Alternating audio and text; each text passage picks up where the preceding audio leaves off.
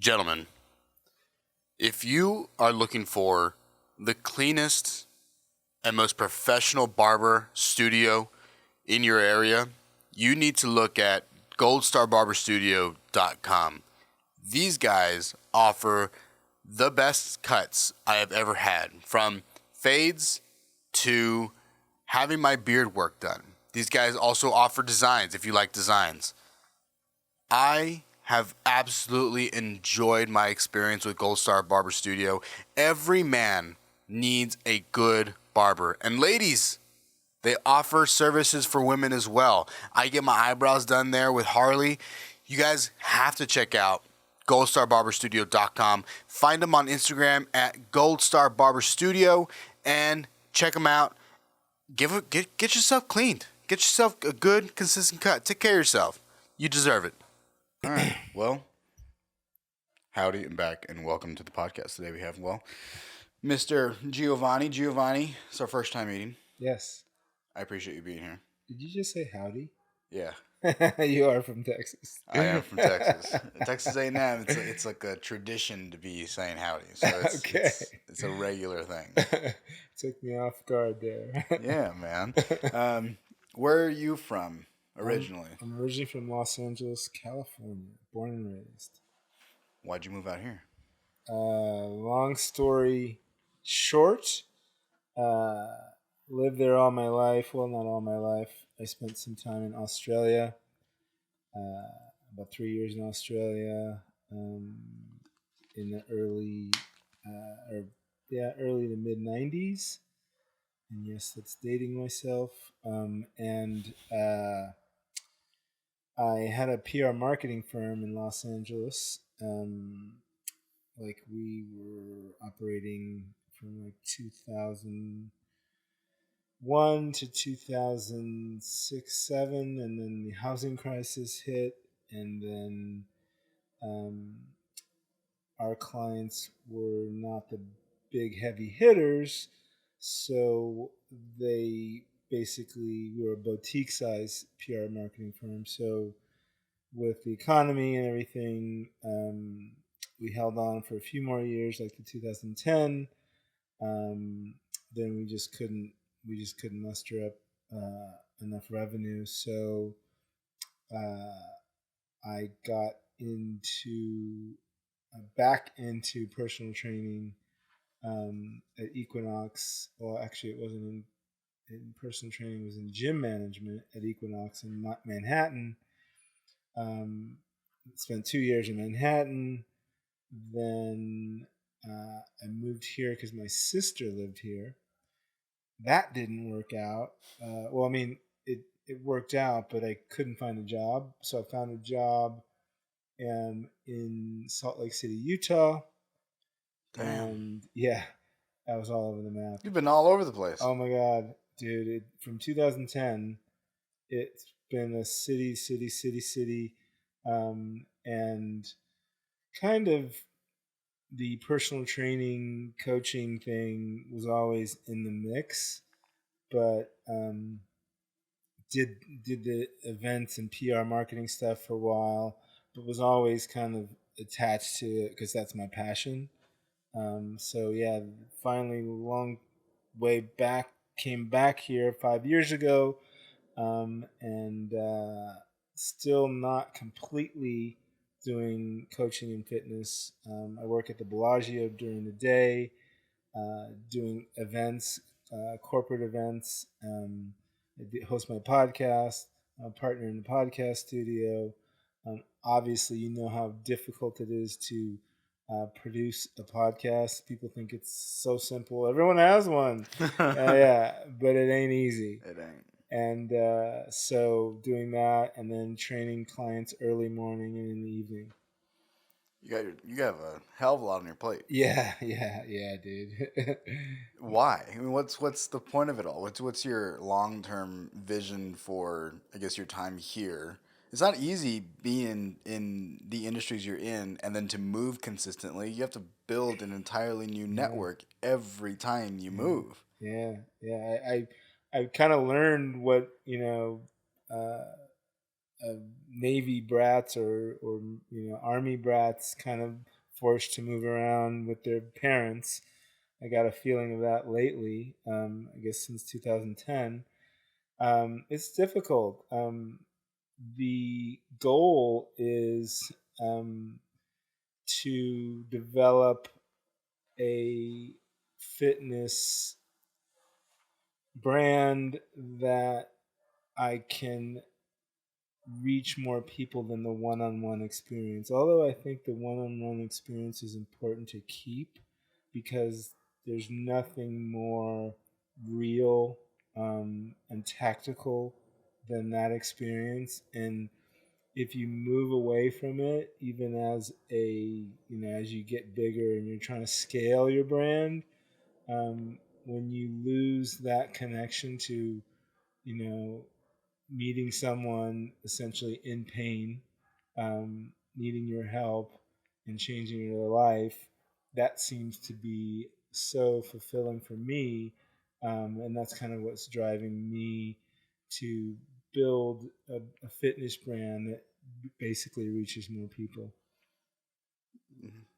That's kind of the goal, I think, for a lot of fitness people right now. But it seems like you've been pretty successful with it, and it seems like the podcast is fairly successful from the outside perspective. I mean, you have quite a bit of a following, partner in the studio as well. Like it seems like you're definitely making progress in these areas. What's allowing for that progress to be made?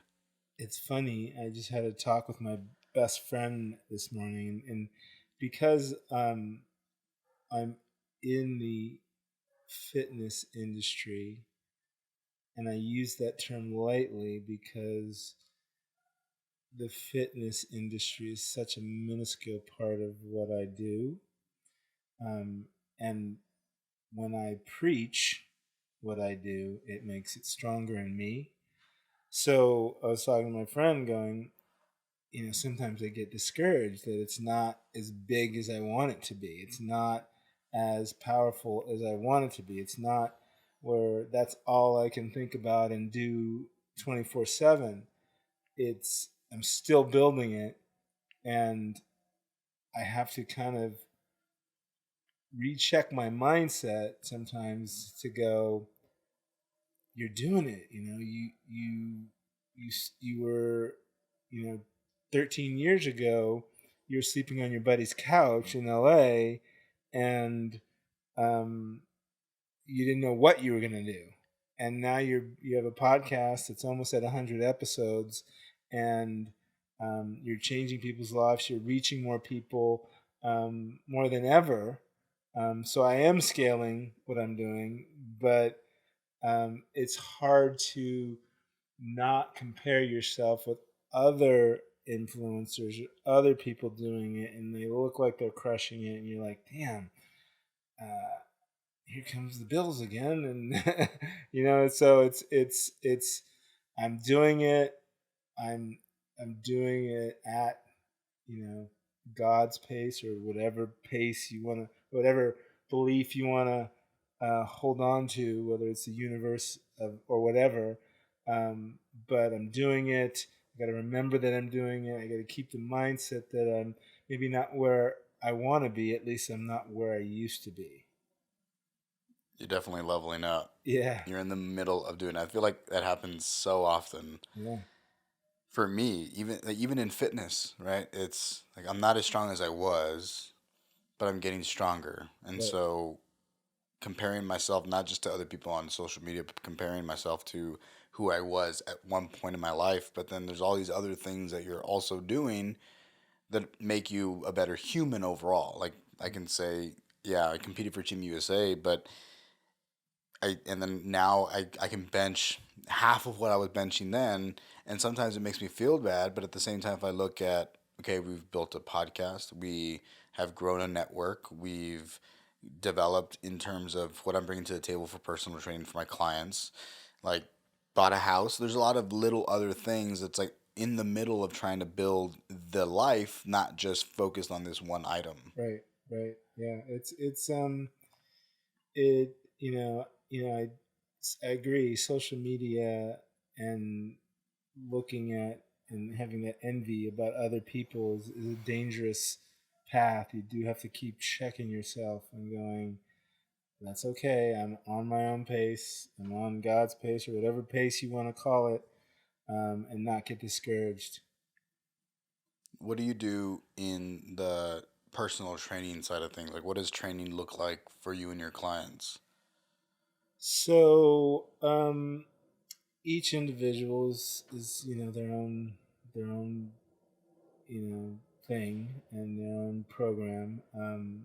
I tend to follow a higher pace workout.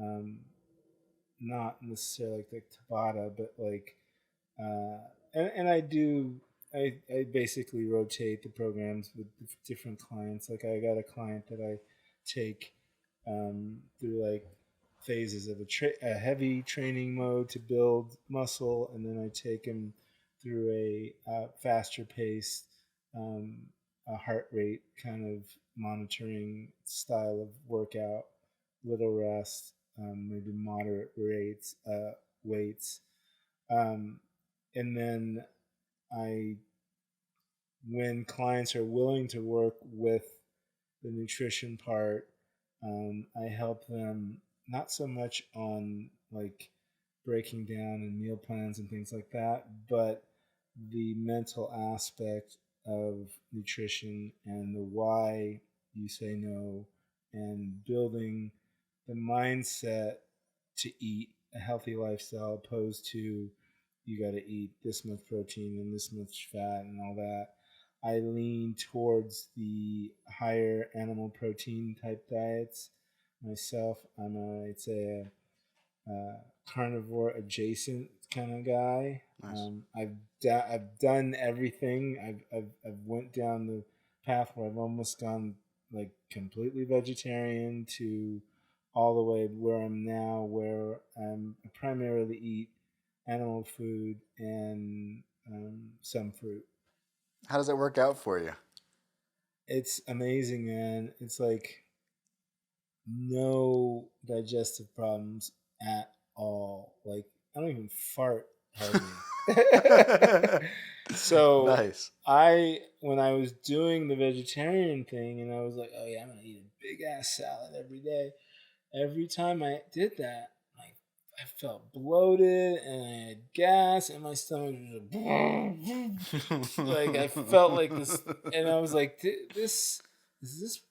I guess this is good for me, and I'm eating more vegetables.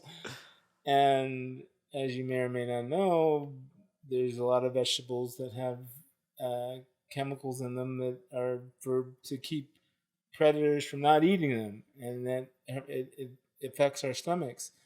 So, like I said, I followed some different influencers and doctors and changed my diet, and I felt so much higher energy, never hungry, um, uh, don't have those dips in the afternoon after lunch where I'm like, oh, I need a nap.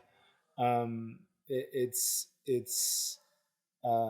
I feel like, I'm not perfect. I feel like I'm probably a 90-10 guy. I tell most of my clients, if you can eat clean 80 to 90% of the time and still indulge when you want to, and I don't kind of, I try to help them understand that don't let your cravings control you. Control when you're going to indulge, and that way you are in control. It's good. Yeah. It's so easy to say, well, I'm really feeling that ice cream, man. I really want that Halo Top, or I really want that whatever, Ben and Jerry's. It's so Right. easy to just give in. But Yeah. if you're just controlling when, I'm going to do it, but maybe next week is a better time rather than every Right. single day or every other day. Right. I've always wanted to do carnivore. Uh, the Mexican diet has a lot of tortillas, and then for whatever reason, I still eat a lot like that. And just probably maybe because of what I know, it's what I'm comfortable with, right? And it whenever I do have more veggies, I definitely do, especially lentils. I mean, I'm farting all the time. And I had a conversation with a gentleman who was here this last weekend for the NSCA conference. And he said he's pretty much carnivore as well. He's like 1%, we can eat 1% of all plant matter in the world, right? It's about 1%. And we can eat any meat from any animal as long as you cook it. You can eat whale, you can eat seal, you can eat deer, you can eat rabbit. Does not matter. He's like, that was my validation for I need to eat more animal proteins and less veggies. Still has veggies every once in a while. Right. Maybe a 90-10 kind of guy. Right. But it seems that that's the way that a lot of people see a lot of progress. I think I'm going to have like the worst shits, right? If I'm eating just straight protein, but it seems that I hear consistently that's not really the reality. Yeah, no. Once you go through a phase, usually about 2 to 3 weeks, your body adjusts and you become regular. It's weird. It's like, because I sometimes do have vegetables, and it's funny. It's when you say 90-10. It's like, yeah, my dabbling in vegetables is popcorn at the movies. It's not a salad. It's not, I used to do like spinach salads with everything in them, and it's not that. I mean, I'll occasionally have a salad, but it's occasionally pizza or Mexican food. And when you're on a carnivore diet, you your poops are lean. But when I eat a bunch of carbohydrates, all this bulk, all this stuff, and it's essentially you're only your body's using all of the stuff that they're keeping, and it's getting rid of all the stuff that's waste. And that's why you have the big fucking power shits when you're eating all these carbs, and when you're on a carnivore diet, it's just the basics. It's the minimal stuff that your body didn't use from that meat or eggs or whatever. I can't do eggs, but I can do lots of beef and turkey. I did the elimination diet probably 2 to 3 years ago now, and I saw a really cool like the effects of all these different foods that I was eating. So you eliminate, they have a specific set of items that you're allowed to eat, and then after a month, I believe, you start to add in one item for a week, right? So then I'll add in eggs because it's not allowed for eggs for during those initial 4 weeks. I'll then add in eggs and then track and see how my body reacts. Oh, I don't like eggs. I have a lot of gas. Don't feel good. Feel lethargic. Cool. No more eggs. Next item, right? Next week, nuts, and then you can go as detailed as peanuts, walnuts, right? And Right. do all these things and track to see how my body's reacting. Right. And it seemed that turkey made me feel absolutely wonderful. Really? Yeah, big fan. I pretty much just did ground turkey or ground turkey burgers. There's this hash that I used to make. Pretty much stayed away from all nightshades, and it's very similar to a carnivore diet. It was very high in protein, Right. very high in animal protein, Right. and I've been meaning to do it again, or at least like not even just continue to incorporate those style meals and then get rid of those nightshades, those peppers and things like that I probably don't really need that much. Right. They add a little bit of color in these things, but are they really that valuable? Maybe not. Yeah, it's weird how these different camps are um, so all in on their, the formats. It's like, yeah, no, you can't eat those. Oh, you need those. You have to have all the colors. I'm like, okay, when I have all the colors, I get gas and feel bloated. Is that what I'm going for? And when I eliminate all the colors, I feel great. My energy's high.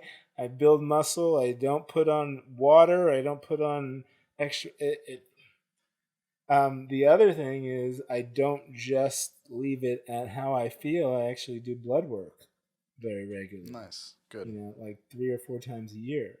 Good. So you, um, I usually tell people to give it like 6 months of if you're going down a pathway, especially with carnivore, and see where your blood markers go. And I would also say don't ask a doctor, a normal doctor, if your blood work. Oh, I lost it. There you go. It's on the floor there. Yeah. You want to pull that guy around? There you go. Okay. Nice. Technical issues, we're back almost.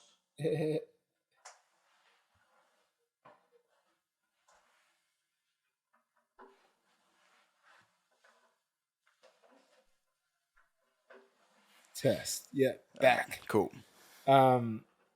Yes, I tell people to refrain from asking a doctor, not to make me be the expert, but to most doctors don't necessarily know the latest science about food and even what blood markers say. To, to be honest, like, I actually had a doctor that wanted to put me on a statin because he thought my cholesterol was too high. And I went to a cardiologist that specifically, specialized in kind of managing cholesterol levels, and he said, no, it's not the amount of cholesterol; it's the ratio between the high the what am I trying to say, the HDL, LDL. yeah, and your the fats, the Lipid, the lipids, the blood fat, the blood fat. HDL, and It's HDL and LDL. right, and then there's another measurement. Why can't I think of it?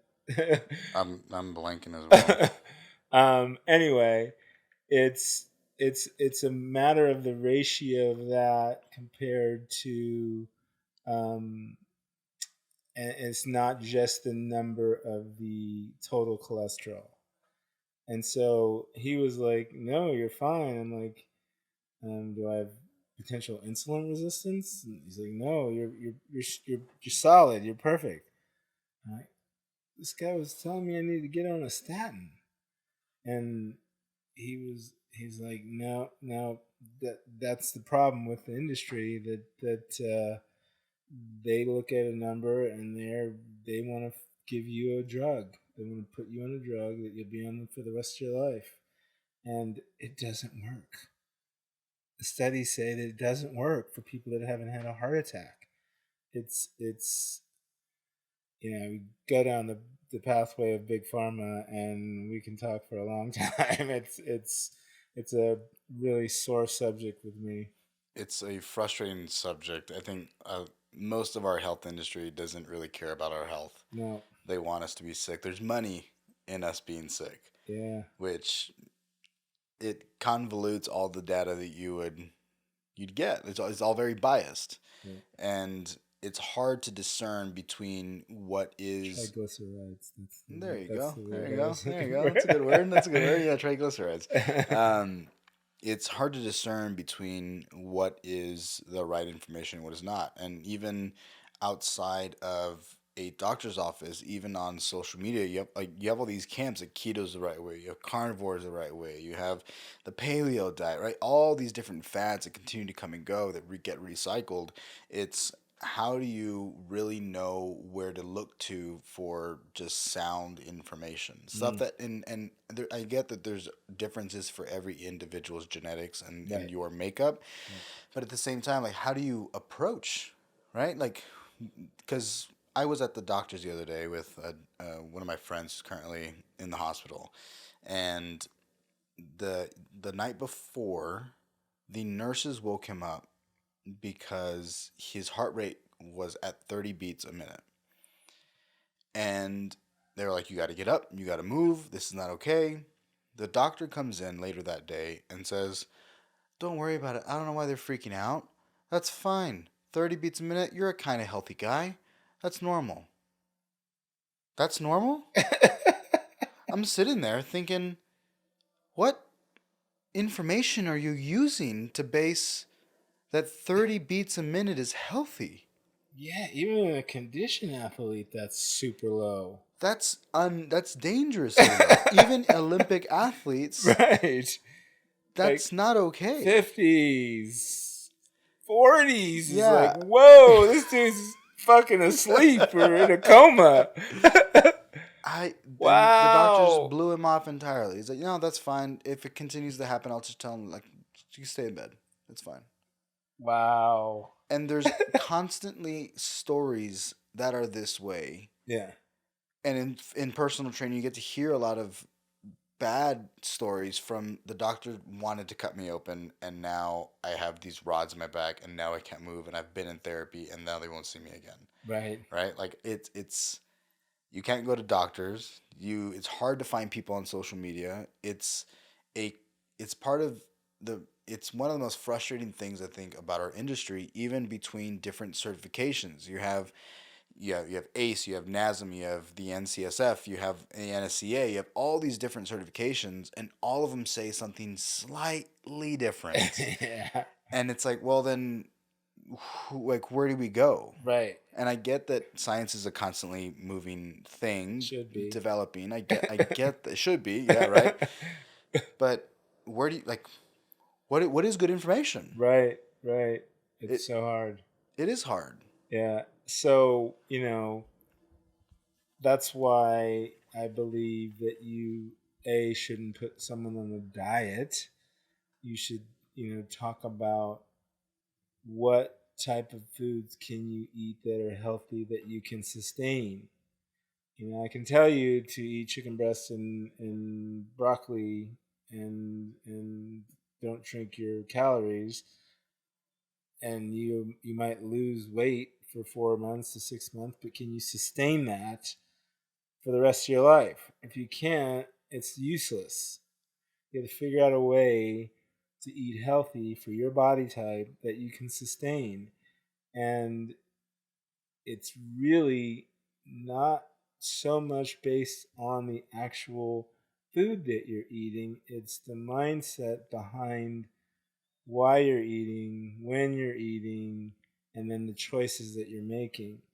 I often tell people, you probably hear this all the time. Well, I can't just eat the same thing all the time. It just gets so boring. I'm like, how's that working out for you? Going on cravings, okay. So you've decided then that cravings and eating a different variety of crap is better for you than figuring out a diet that will give you the results you want. And that's a choice. And if that's a choice you're making, you're going to be in the same situation even if you get on a diet for 6 months or a year. That's the thing that I find is a catch-22 about what we do is people usually fail. We're in a business where most people, whether they are successful with you or not, when they're not with you, they probably 90% of them slide back into the old habits and have to start again. So it's hard when you're putting all this energy, like, yeah, giving them all the tools and helping them, and they're doing great, and they're finally, and you see them in 2 years, and you're like, oh shit, what happened? And it's so, but you get all the joy and the fulfillment in helping changing lives, but why isn't it sticking?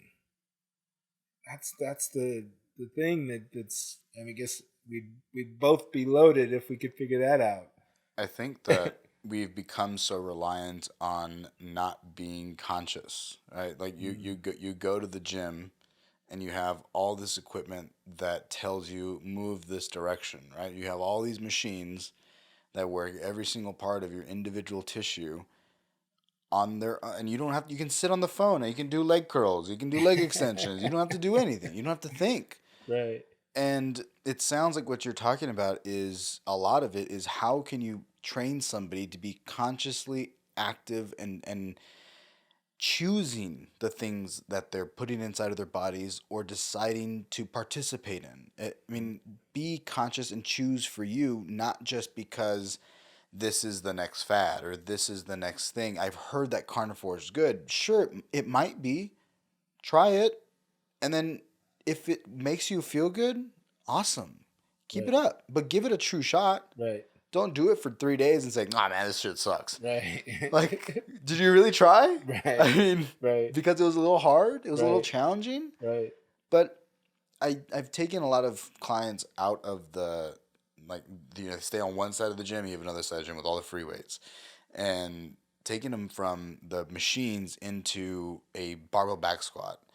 And it's like, oh yeah, I can leg press 300, 400, 500 pounds, but you can't put a bar on your back and squat below parallel. It's like this is not okay. This is an issue. We need to be able to lower the spine. We need to do these things, but it's like, but there's so much to think about. It's a thing I constantly hear. Right. Right. And I think we have a really cool opportunity, not just to help change an individual's physique or like their long term health, but we also have the opportunity to change the way that people think. And if we can, then it goes into the rest of their lives, in their relationships, in their business, in any conversations that they're having. They're conscious, they're alive, they're active, they're participants. It's the coolest thing. Yeah. Yeah. Um, so we spoke earlier about what I was trying to do with my brand. This is a fairly new podcast for you. It is and it's not. So I started it probably like 2.5 years ago or so. Okay. And I came out with an episode. And I was like, this is hard. Editing sucks. I don't like this. And I'm gonna pop off. So then I popped off for a little while. And then maybe like 6 months later, I was like, I have all the equipment. What am I doing? I gotta hurry up and just keep with it, man. It's okay. Right. YouTube, figure it out. And so I started figuring it out more and more as we went along. And then the last 6 months have been either 1 to 2 a week every single week. Sometimes I'll record 6 a week and then like slowly release. So I have a pretty large book, but or backlog, but it's been more of a conscious effort probably the last 6 months. Probably 7 months ish, right about December, November, right about that time. And we got some sponsors and we started to move, and I was like, okay, like let's keep going. Like this feels good. Like Nice. I get to decide on who sits across. I get to decide on what gets put out, and I'm running my own business, and this is neat. This is fun. Nice. Yeah, so fairly new to answer your question in Nice. short. And what is the goal? What is? I actually didn't get a chance to really watch any of your stuff, but like, what is the message? What is the plan, and what are you trying to do with it? The name of it is Ben Thinking, and I want people to be conscious and active participants in their lives. I think that it's also a really cool opportunity for me to meet new individuals and then have some self development as well. And so I want people to be able to tune in and hear valuable information that they can take and apply to their own lives, right? So how do you get fit? Well, how about you listen to people who are fit, right? And I have areas in my life that I'm not the best in. So then how can I reach out to somebody to sit with me and educate me, but also maybe educate a body of people as well. So I think I know that I've had a lot of success in learning from other people by just asking questions, and a lot of really good opportunities in my life because I've asked a question. The only reason I ever competed for Team USA was because I reached out to a gentleman on Facebook and was like, hey, I see that you're doing this.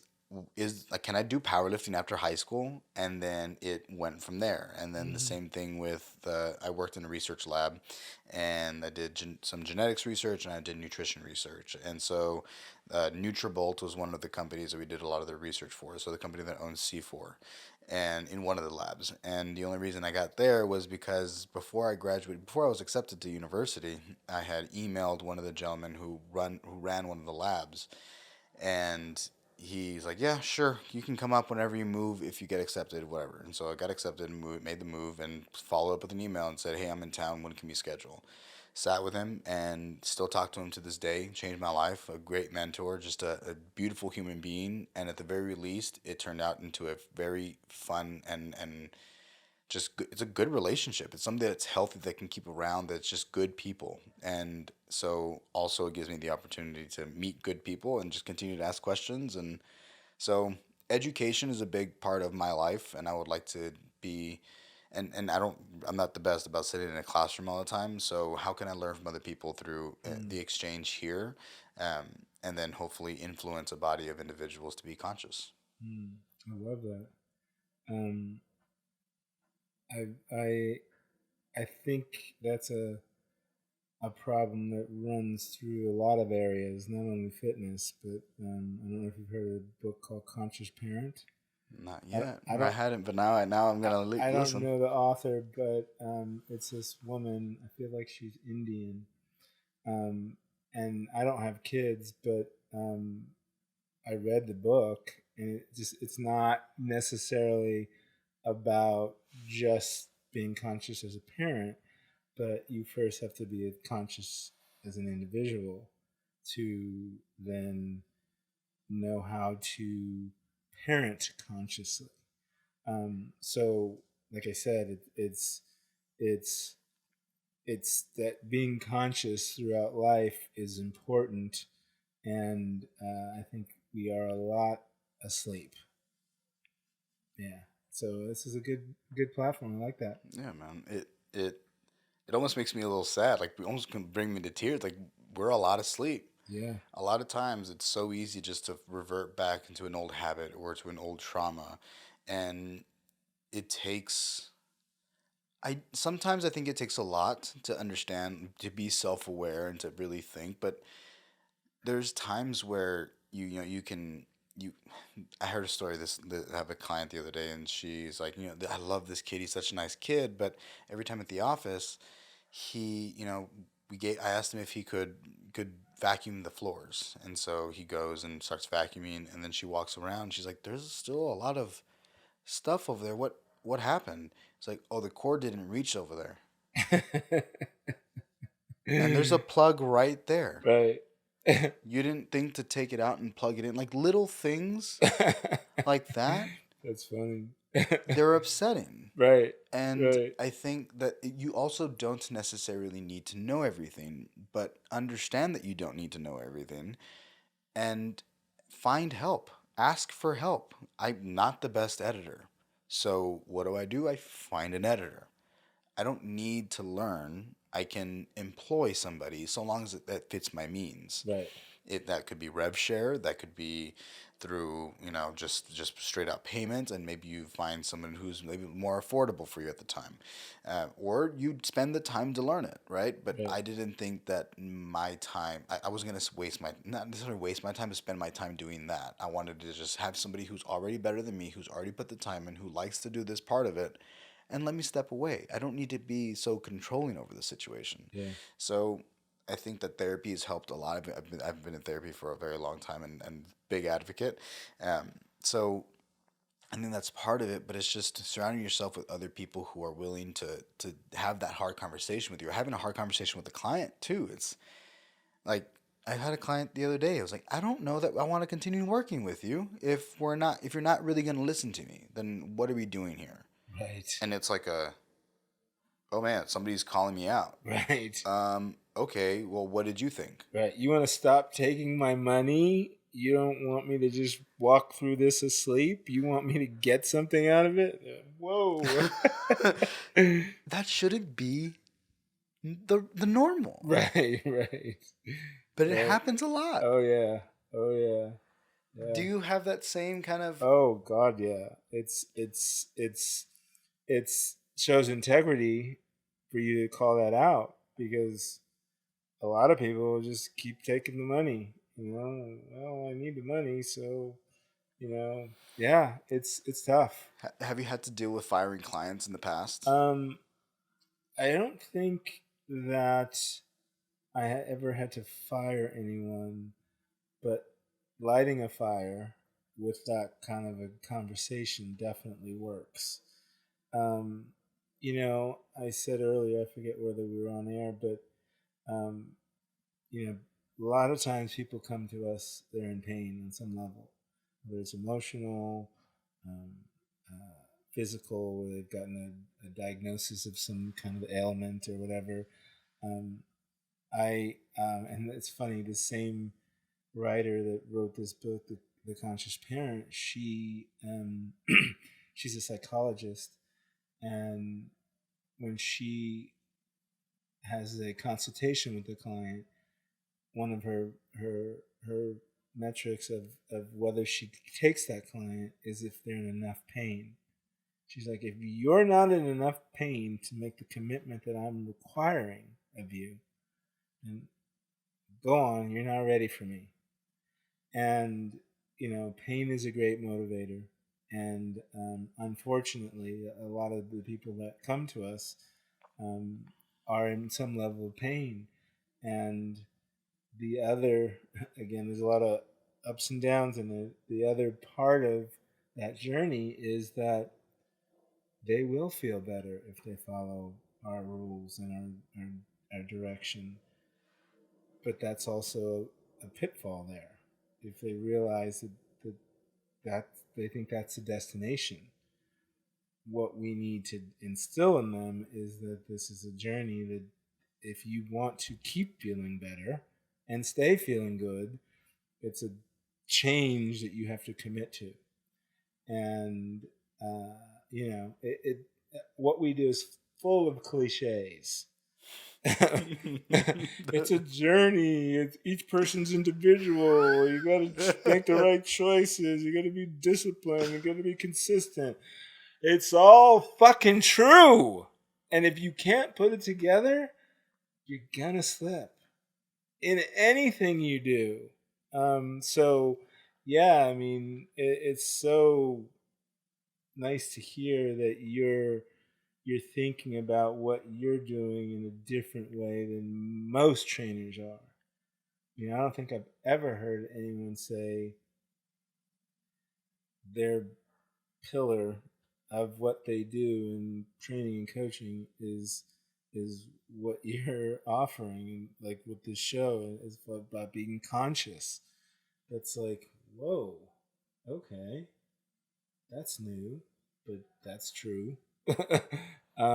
And if you can be conscious in this journey and whatever other parts of your life you may need to be working on, you will see that all those cliches do help you on that journey. I think it's as simple as like sitting across from somebody and having a conversation. And it's meditative. For me, it's meditative. How can I practice to be present throughout this moment Yeah. and connect? It's something that's so special to me. It's like it's a sense of community that you don't get anywhere else. Yeah.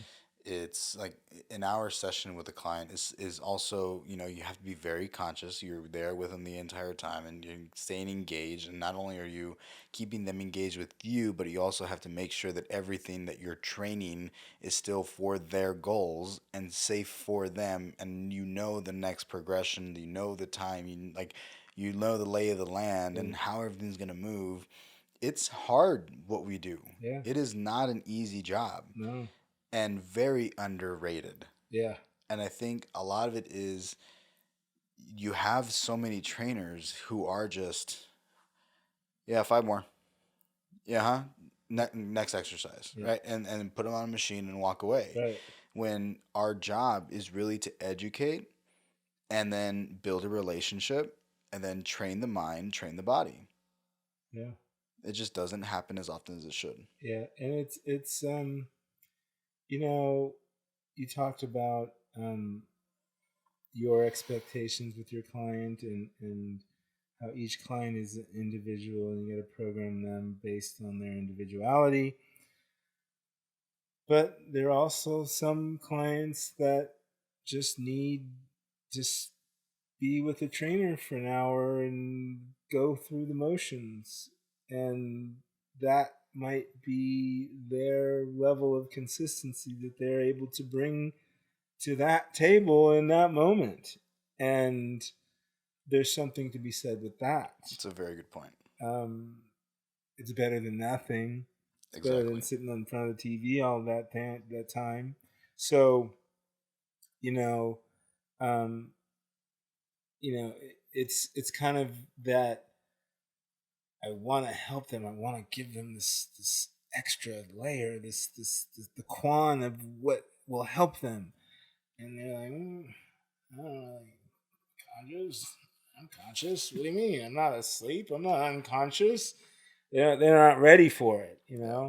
They might not be ready for your whole relationship with them, and then 5-10 years down the road, they're getting it from someone else and someone or a book they read that says, oh, yeah, you need to be conscious. And they'll all of a sudden click. And they'll be like, whoa, why does this sound familiar? This makes sense now. So a lot of what I need to do a lot in my life is, accept them where they are in their journey and understand. I always try and take expectation out of it, because a lot of when you've got it, you've got the nuts, you've got the cards, and you just want to share them with somebody, and they're not ready to hear it. I've done it so many times. I've tried to turn people on to different books and this and that, and I hear your problem. Here's the answer.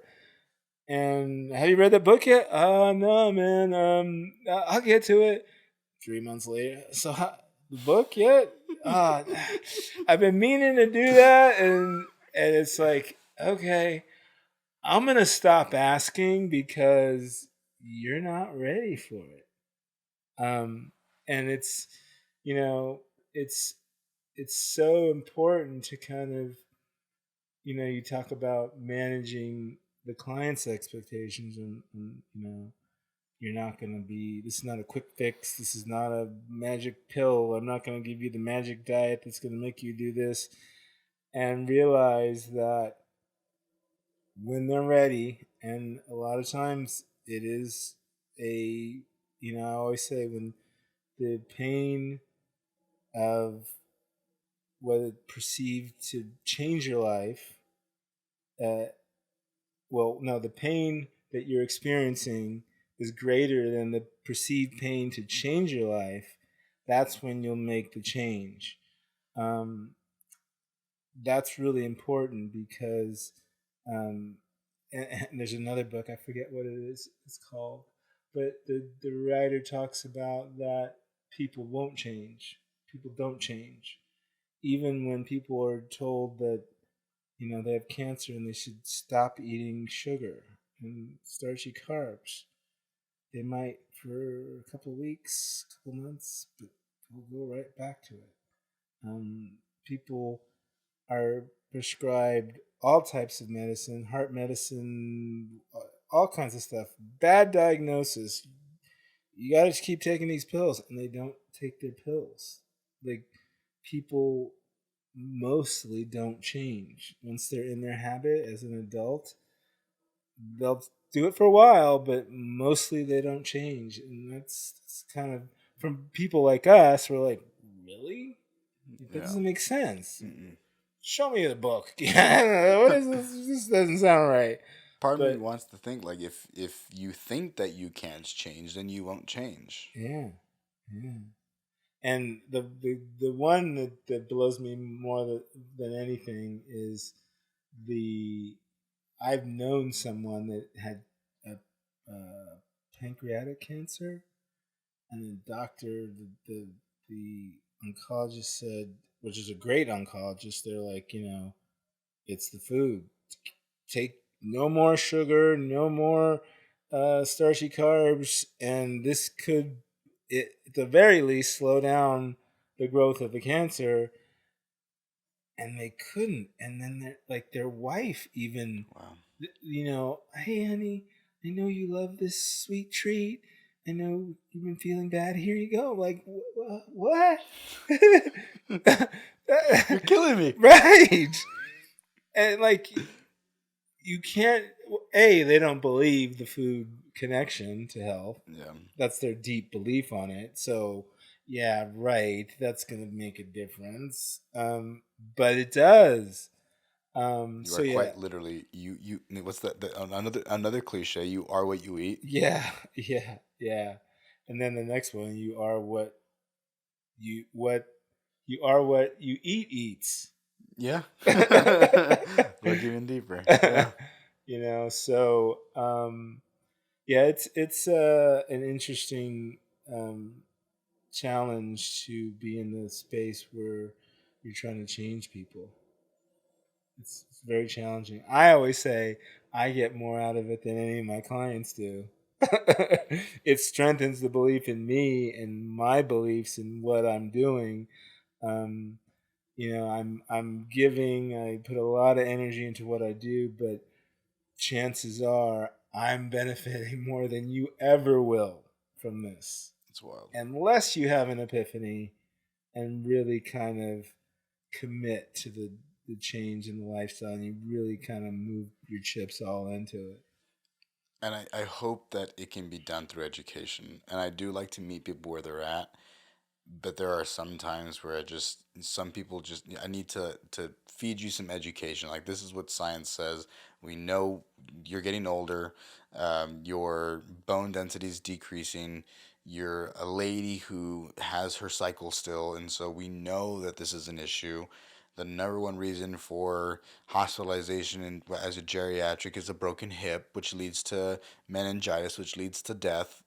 We need to squat. Unless you want the statistic that everyone lives by, Right. then we need to go do these things. Being on the machine isn't going to be as valuable. And a lot of times it's like I know my mom did that. I know my grandma, or I know that, and there's somebody in their immediate family that they know has had that experience. And they're like, okay, yeah, okay, I get it. Like, I hope that it is just educating people and pushing people to be educated. And I had another trainer tell me, like, you use too much like scientific words. And it's like, maybe, but I don't want to dumb myself down for somebody. I want somebody to level up with me. Right. Because then they're going to feed back into me some education about their field. Right. I have an attorney who's educating me about trusts and how to move my money around and how do people get sued, all these little things I'm educating her, she's educating me. Right. And it is that cycle. You get a lot of value from people that you put value into, I think. Yeah. The cool thing now, I feel like we've got a lot of tools that we can use because of social media and all the platforms that kind of can say what we're saying, even from a higher platform. Like, I'm trying to explain it to you in our hour session, but hey, watch this video. Listen to this while you're doing cardio. And you can turn them on to different people that you've learned from.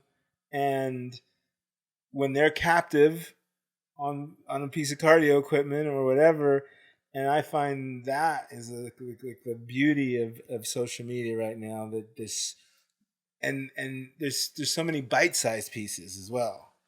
Like, you don't have to watch the 3-hour podcast that I watch and I thought was amazing. Here's a clip. Can you give me 20 minutes? And it's just amazing. I think I get a lot of help from that. That is such a good idea. Yeah.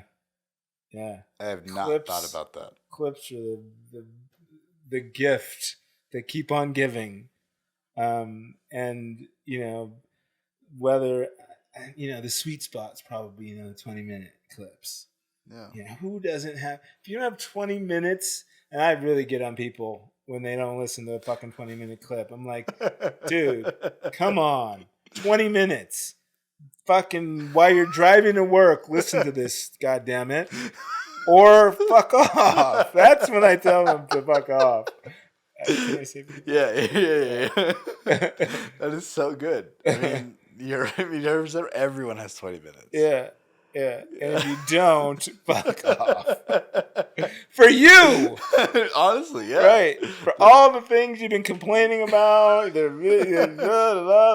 like, yeah, okay, I have the answer. And it's from this doctor that's talking about it. Here you go. And guess what? He's got 1 million followers. What else do I need to do to tell you that this is valuable information that you should ingest?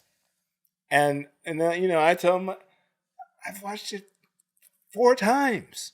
The whole thing. Here's 20 minutes. Please. Once, please. But yeah, I mean, clips and podcasts and all this stuff that's, in bite-sized pieces is a blessing for us that are thirsty for knowledge. And also it's for all of our people that we're trying to pass the knowledge to. Like I was saying earlier, my trainer tried to tell me that carnivore was good, or I was like, oh, okay. But then he showed me 4 videos from doctors that are all saying that it's great, and so it's really a cool time to try and educate people. And if you've done some editing, you could even edit clips, from YouTube and things like that. So I'm learning how to. Yeah. And I downloaded a AI software that's helping me with all that kind of stuff. Cool. So I'll share it with you once we get off. Okay. But that's helping me immensely cut down my overall time. I mean, it's a big help, and I would like to get to the point where we have a team, right? So I have somebody who can come out now and start doing some live edits, and so I'll get my edit immediately. So that's very helpful. Do you have? Yeah. Edits. So I don't have live edits yet, so I'm still having to do it on my own. But it's been a fun learning process, and the AI just makes it that much easier, and it allows me the opportunity to create, and not get so worried about all the stuff that I have to learn how to do, get technical, get skilled in that, and then do this. And then it's just so much time. Then you're working with clients, you're trying to schedule people to come in, you're buying all the new equipment, trying to find a new studio. Like it adds up. Yeah, I felt your pain when you said at 11:15, you're like, "Are you still down? Are you still coming?" Because I'm sure you like waiting sometimes. Are they coming? Are they coming? Yeah, it's people. So many people tell you or think when you say, "Oh, I do a podcast." No, everyone has a podcast. Yeah, everyone has a podcast, but not everyone has a consistent podcast. Most people don't. I think I forget the number, but I remember reading not too long ago. 10 episodes is like 80% of all podcasts will make it to episode 10. After that, you have 20% of people left. Yeah. And then those are the people that maybe get to 20. Right. I'm on the drop off. The drop off is insane. Yeah. They realize, oh man, this isn't that easy. No. Communicating's hard. Yeah. It's like, and then the editing, the producing, the marketing, they're like, it's not just pull up a mic and have a good time. It sounds real easy. It sounds super easy. You can do it yourself. No. And if you don't have the equipment, it's a if you want the good equipment, it's a big buy-in, right? Yeah. Like Yeah. these mics are not the most inexpensive mics, Yeah. right? Like the lighting gets expensive, the cameras, like it all adds up. Yeah. And you can go to a studio, sure, for $150 or so an hour, and if you have that, then great. You don't have to worry about the maintenance of the equipment or it breaking or anything like that. But it's still like it's just there's a lot that's involved. Yeah. Yeah. Yeah. It's. I love your dedication to get back on track. You know, I love that you gave yourself credit for having done it for 2+ years, and some of that time wasn't consistent, but you didn't give up. And those are all good qualities to have, and you've gotten rewarded for your work. It's really cool, and you know, I told you we have a studio. It's called Sticky Paw Studios, and you know, my partner and best friend, who's kind of the head CEO and all that. He had a dream, um, like 7 years ago, when he's like, um, you know, he was a big Joe Rogan fan, even before I was a Joe Rogan fan. And he used to watch him every fucking day. And he's like, I'm going to start a podcast. And his envision was to start a podcast network eventually. And our brand is Junkeez. So it's called the Nice. Podcast Junkeez. And I do Fitness Junkeez. He does Action Junkeez. There's Gridiron Junkeez, which is a football podcast. There's um, all these different Junkeez brands that are under the Very Junkeez cool. umbrella. And then we'll have other shows that come under the brand that aren't junkie shows, but they're popular podcasts. And we're just building that network. And then we're also, um, we just franchised our first location of a podcast studio. So now we have Congrats. Podcast Junkie Studios. So we partnered with the guys that created the franchise of Massage Envy. I don't know if you've heard of Massage Sure Envy. have. So they saw the way our studio, and I'll definitely get you on over the studio. Would love to. And so, kind of like what you're saying, you know, renting studio space time.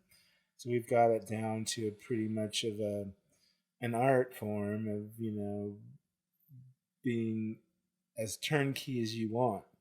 You have the money and willing to pay for us to cut the clips and distribute the clips and post to your social media. We will do it all. Or you can just come and pay whatever you need, and we give you the final piece. Our podcast, like yours, is video and audio, um, but just that turnkey walk in for an hour or whatever. We have people coming from LA that just fly in, shoot 4 shows, get their guests, do 4 shows, and then they have 4 shows and come back in a month and do another set. And so as long you can do that, as long as you don't have a lot of stuff that's time, like, you know, time oriented, Yeah. like announcing the opening of a restaurant or something like that. But yeah, so we just launched our first show in Boca Raton, Florida, our first studio, our Podcast Junkie studio. And the goal is to get them up everywhere. That's huge. Yeah. That's huge. Yeah. Congratulations. Yeah. So where did it start? You know, like had the both like the liquid and also I obviously like I want to build a studio, but a lot of people have that right. dream, Right. right? But where does it begin? Like from like the time of incorporating the business and then finding your partners and like it's also as complicated as this is. Yeah. You know, it's not easy. Yeah. Yeah. Well, it obviously began with a vision. You know, the the the ability to quiet the noise of of people saying, "Oh, podcast studio, everyone has a podcast. That market is so saturated. There's nothing.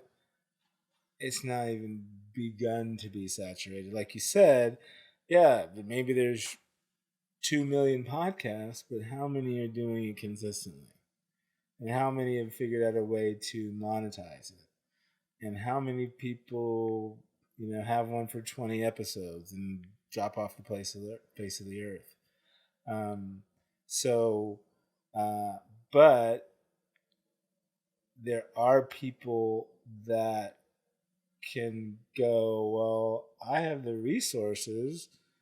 I can go to the podcast store and do my podcast and get my clips and leave. And that is a reality in our society where if podcasting or getting your idea out, your brilliant idea that everyone needs to hear out, and we have a turnkey solution, it's like, oh, yeah, I'll just go down to Podcast Junkeez and do my show there. So it's I feel that it's, as you probably agree, traditional TV is on the down, on the big decline, and our type of media is on the up skew. So we feel like we're in a really good place. It's like TV is now becoming accessible to everyone. You can have your own show. You have your own show. 10 years ago, I can have my own show. I can reach however many people see a show or a clip. One of the big things that I think that make our model so successful is the clips. Because, like I was saying earlier, it's the bite-sized pieces that you might have a great podcast. It's an hour long, but if you're not a celebrity that people are captivated by, how many people are gonna watch the whole episode? But they'll watch the fuck out of your clips if they're good. And you can still get branding out. You can still get sponsors out. Like. You'll see. I mean, if you watch some of their clips, if you look in the back, there's branding, sponsored branding in the back. So it's the new frontier. How many eyes can you Yeah. How many minds? Somebody said there's a book I think I was listening to or a podcast. It's like people's attention is the new real estate. Yeah. How much real estate can you hold inside somebody's head? Yeah. Or on their face? Gary right? Vee says that as well. Is that who that is? Yeah. Attention. It's attention. Yeah. And clips are a big part of it. And clips do, when clips do well, it's like, okay, like this is helpful. I can go to somebody and say, hey, this is how many impressions we're getting per month, right? How many views we're getting per month. And it's like, it's real. It's cool. Well, and even advertising on podcasts, it's like so new. It's so new that like the growth potential is just ridiculous. But it's changing people's mindsets about it. It's like their mindset is, billboards and TV spots and reading the ad and whatever, and we're like, no, we're gonna organically get your brand in the conversation, maybe have some stuff in the back or your brand in the back, or let's do a podcast for you. You do a podcast. And they're like, well, I don't, what do I, well, this is a different way to reach your audience. This is where they're at. Yeah. They're not looking at your billboard. They're not watching your commercials. They're definitely not watching your commercials. Yeah. Because I don't know anyone, probably from kids on to probably 45 or older, that will sit through a commercial and not rather be on their phone during the commercial, or like skimming. Yeah. If you're forced to watch live television, you're not sitting through the commercials. No. You're on your phone during the commercials if you can't tape it and go through it. I mean, so that's still, people are still bought into the old ways. So we're again on the new frontier of a whole new platform of people having a voice that they can completely control. So yeah, I mean, I think you're in a great place. I think you have a great message, and yeah, it's awesome, man. I really appreciate it. It definitely, a big part of the reason that I definitely wanted to have you on is because I want to have somebody else who's in the podcasting space. Yeah. Because I feel like I've only had one other individual that has a podcast I was on her podcast, or I was on two other people's podcasts, and it's a small community of people. Yeah. I have had a lot of episodes, talked to a lot of people, but there's not very many people who are having a podcast that is a consistent podcast. Right. And it feels good to hear from somebody else who is in the industry, who is making progress in the industry, that still believes in it. Because sometimes when you're out here alone, you're like, I don't know, man. Right. Is it still? Is the market saturated? Am I late to the game? Oh. Yeah. Right. I mean, there is a lot of noise like that, but at the same time, and you're spot on, and this will be the new form of media in its entirety, and so it's still pretty early on in terms of. And I talked to a gentleman the other day who's a part of a marketing company, and asked him, like, how many people are you talking to that are doing this? He's like, over the last 5 years, probably like 5 to 10. It's like, that are really like this far deep into marketing for their stuff. It's like, yeah, probably not, like, not very many. And I was like, okay, like, that kind of it feels good to we're actually making progress here, and we're not just another person who's just, I'm gonna hope to have a podcast, Right. But really put something out that's valuable. Right. And it's you know, I talk to people, marketing background. I talk to people about the journey in life and the opportunity that you have here. You have an opportunity to find your voice. On episode 1 through 50, it's going to be growing and evolving into whatever it is, and it's still evolving. And I tell people at our studio, it's like, they want their followers to blow up, they want their podcast to blow up. I'm like, be happy. You're in a wonderful place. You have an ability to find your voice and to find your podcast message that will hopefully one day blow up. And guess what? No one's listening, and no one is going to judge you, and no one's going to fire you because your ratings are too low. You're on a journey to find that magic, and that alone, like, is a fucking blessing. Realize it, and then you all of a sudden, like, oh, cool, I'm in a good place.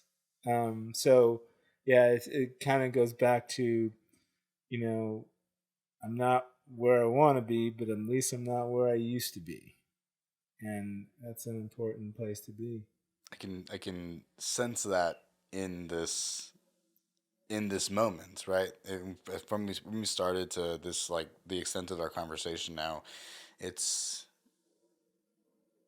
if you go back to episode number 1 and you compare this to episode today, and I want to keep episode number 1 up and still active because it doesn't sound good, Right? But it was part of my journey, and Right, it's part right. of who I am and where Right. I've become now. Right. And even though I know that I've said in private, like, I want people to be conscious. I want people to not live in a box. I want people to think freely. It's not something that I've really communicated directly on the podcast, and I think it's important to have people across the table from you that allow for that space to exist and allow for the opportunity to find my own voice, right? Every single person that sits across is a blessing because they do give me the opportunity to practice again and practice again and practice, and it's beautiful. I mean, it really is, because you get to the point where it's finally refined, and then you're rolling, Yeah, you it's know? okay that your followers are where they are, your listeners are where they are. You're growing. It'll happen. Yeah. That's a So good message. yeah, I definitely appreciate that. yeah. Before we head out, I wanted to ask, or I usually let everybody kind of a little monologue, if you will, a little piece of advice that anybody would like, that you would like to give to anybody listening. I know we've gotten a lot in here today, but we end on your last word Okay. and plug and promote. Yeah.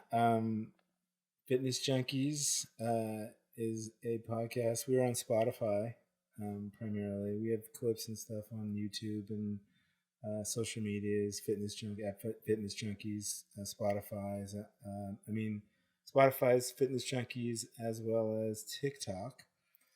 Um, I think back to that message of, and I said it multiple times on the show, is um, uh, try and stay in the moment.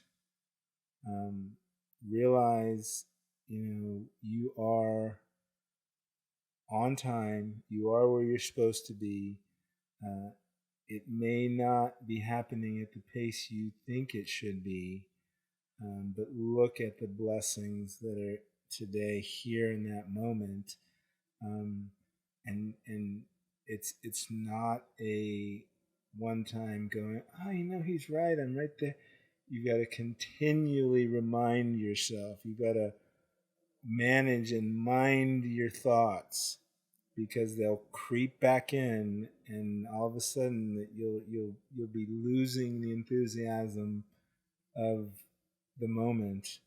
And it's so important to realize that you're in the right place, you're at the right point, things are happening at the pace they're supposed to be happening, and it is a blessing. And so, um, just like fitness, it's consistency. You got to consistently remind yourself and consistently work on your mental and well-being fitness through some sort of practice of checking back in to realize that you're not falling back into those traps of, I wish my numbers were higher. I wish I had more viewers. I wish I was skinnier. I wish I had more money. Whatever it is, all of the above, um, you are where you're supposed to be. And then what happens? Just stay in the game, stay consistent, stay true to your dreams, and it will happen. Thank you. Love it. Awesome. Love y'all. Thank y'all. Cheers. Thank you, sir. Yeah.